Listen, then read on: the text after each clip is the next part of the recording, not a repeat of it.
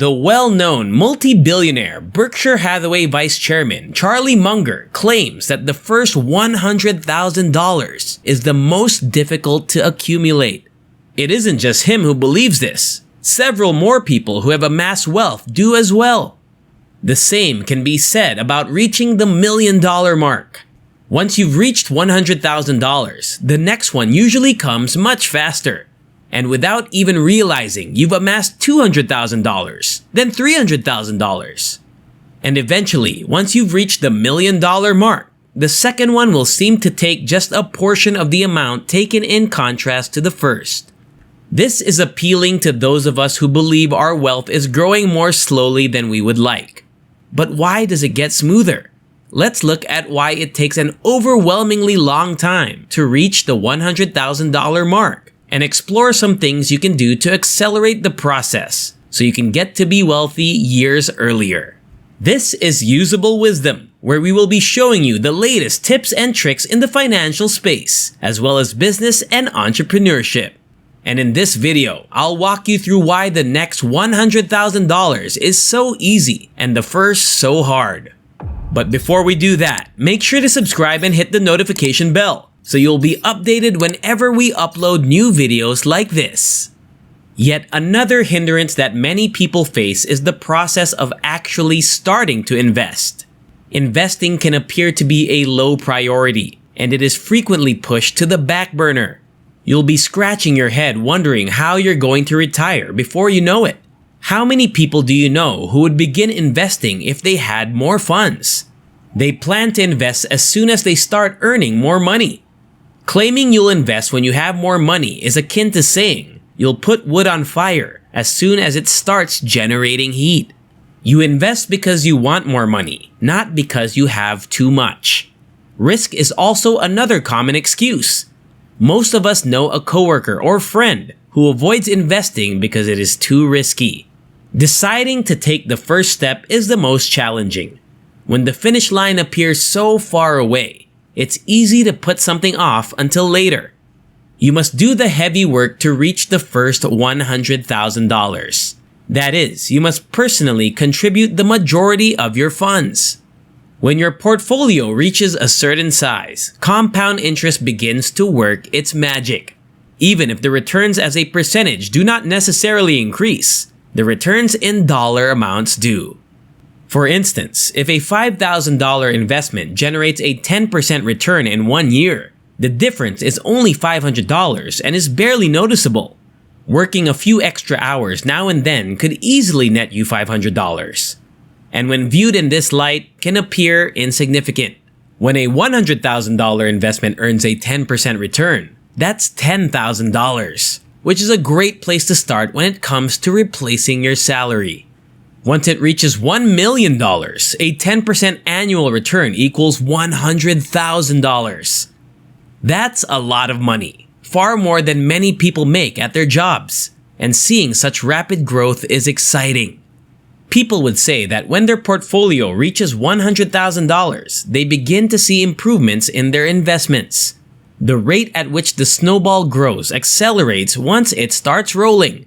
If your portfolio grew to a significant size, the progress is extremely satisfying, and the excitement can hasten the process. To put it differently, you'll start looking for ways to increase the pace with which your portfolio grows, because the rewards are significant. You could look for ways to increase your income to contribute more to these investments. You could also look for ways to increase your earnings so that the growth can move faster. You'll think twice before going out to eat and spending $100 in a matter of a couple of hours. Knowing how potent compound interest is will cause you to think twice about your purchases. That's because you'll start realizing how much that $100 will expand and continually reward you if you invest it, and you'll find it difficult to part with it. For instance, if you spend $100 on a lunch out, the money is gone forever. If you had invested that money, it could have returned $10 the first year, $11 the following year, and $12 the following year after that. Of course, $100 isn't a lot of money, but the practice of saving $100 in various categories regularly will add up over time. Whilst you gain wealth, you will have more choices available, which will become more and more evident. When you have $100,000 in savings, you can do many things that someone living paycheck to paycheck cannot. If you have the savings to take the risk of taking another job with a presumably higher salary or more room for advancement, but the pay isn't consistent, you should. Your job may pay you $50,000 per year, but if an opportunity arises, it is likely to pay $100,000 or more per year, but on a commission basis. However, if you necessarily need that $50,000, taking this kind of risk isn't a good idea. Perhaps you've always wanted to start a business but have never had the capital to do so. The new business could earn you millions of dollars, but if you can't get started, it's a wasted opportunity. Perhaps a great opportunity in real estate presents itself. You have the opportunity to buy a home for significantly less than market value, but you will be taking a significant risk. This may be a risk worth taking if you have the money in savings. However, it is not always ideal to cash out your investments, but you do have the options if you need to, or if a one-in-a-million opportunity arises. Someone with only a small amount of money saved is much more restricted in their options. In addition to being able to take full advantage of more opportunities, having more money allows you to take on even more risks with your investments. If you detect potency in a stock, it's convenient to be more speculative when you have extra money and it won't ruin you financially.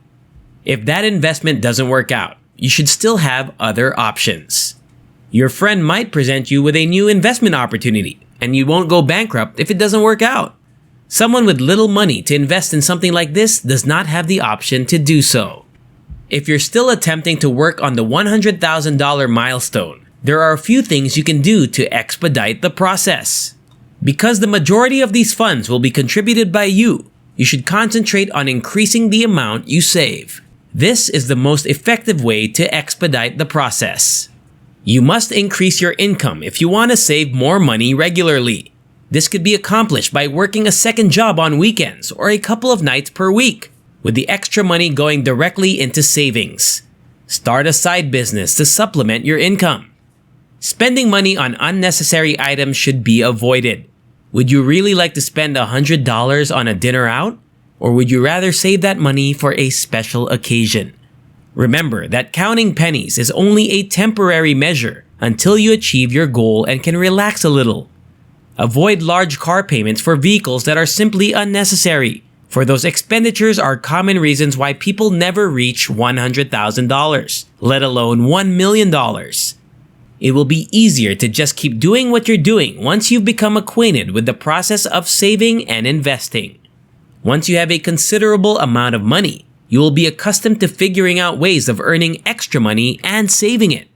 You'll also get into the habit of being more intentional with your purchases, questioning whether they're truly necessary or whether it would be more satisfying to put the money into savings.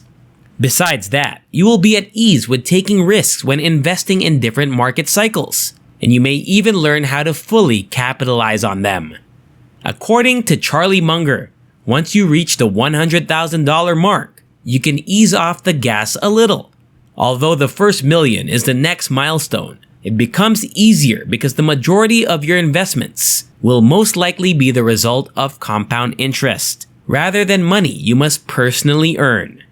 When you're worried about the difficulty of increasing your net worth, remember that it gets easier, more enjoyable, and more rewarding over time. Thank you for watching. I hope you enjoyed and found value in this video. If you did, we'd appreciate it if you give us a thumbs up. And if you're new to the channel, consider subscribing to see more content like this.